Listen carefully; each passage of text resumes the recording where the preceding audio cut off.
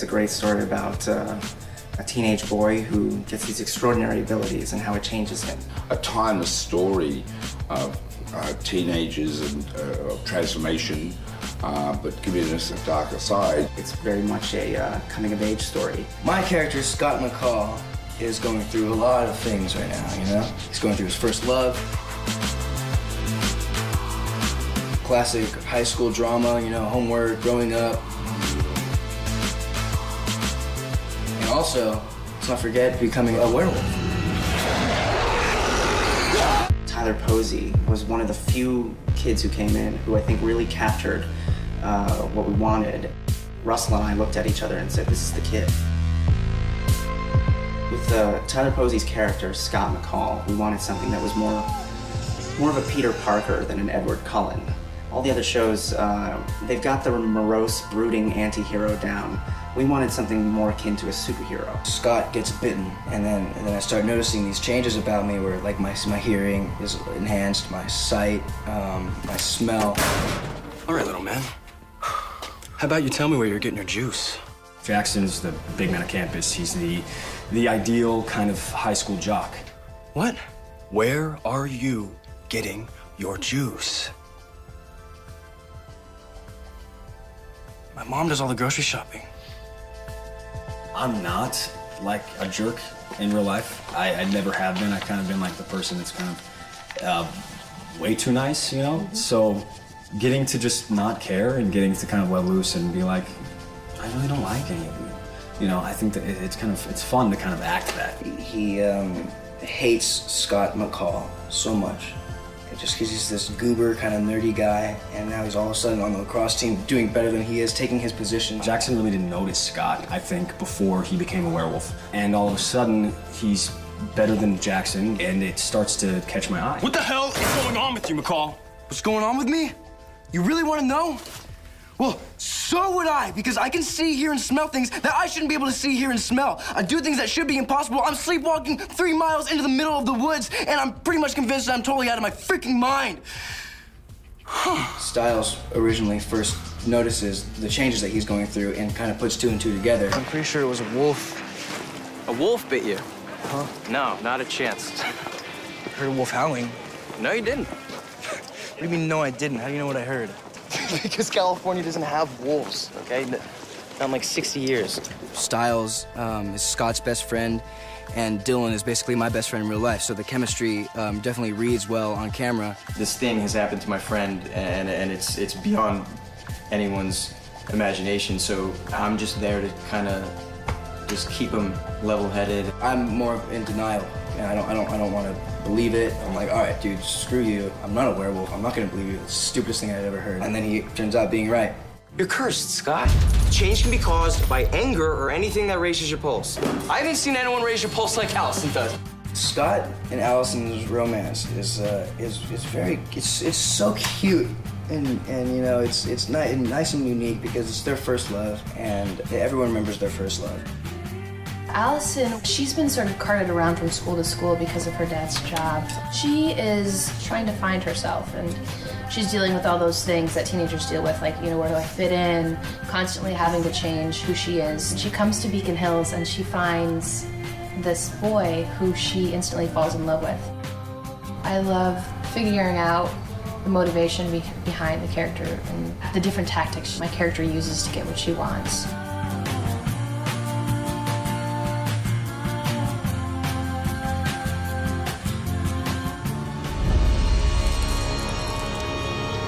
You did this to me!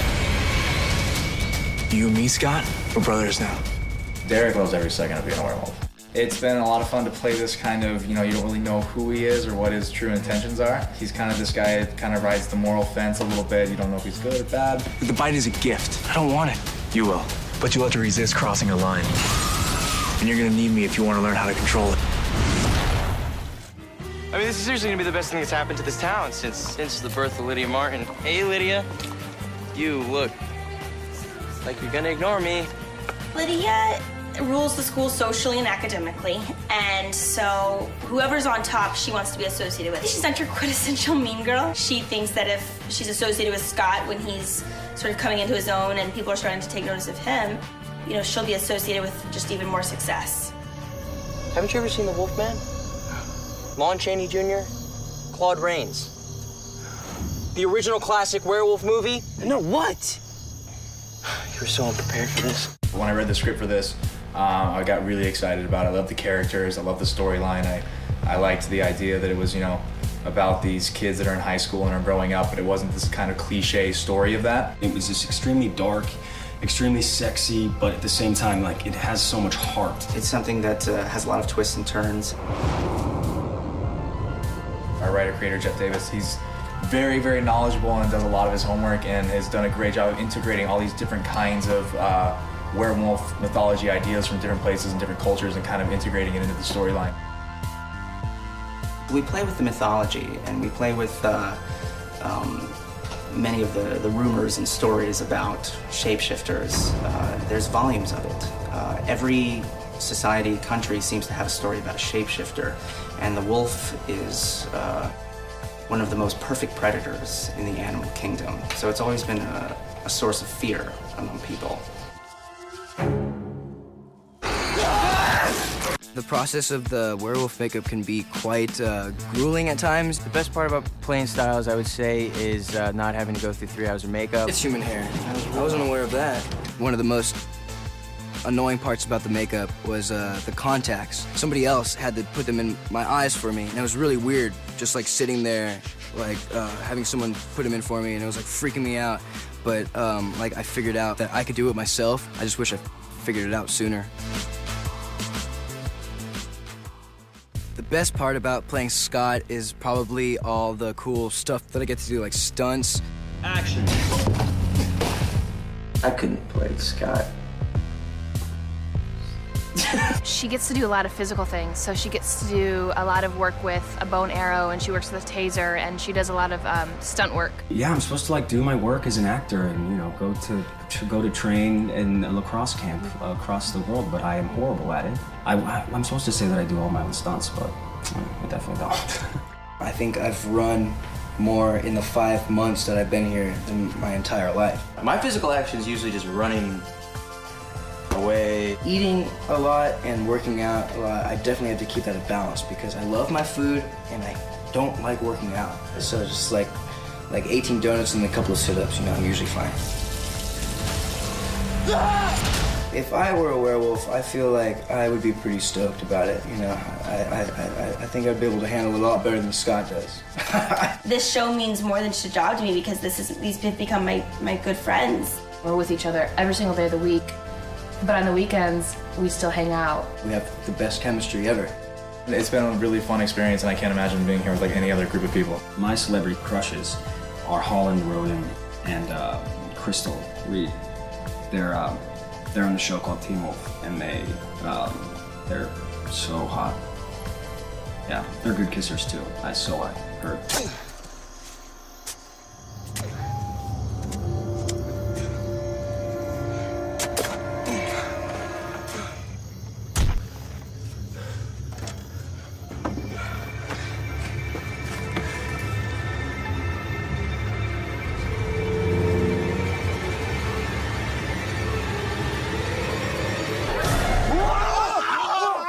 Expect to be surprised.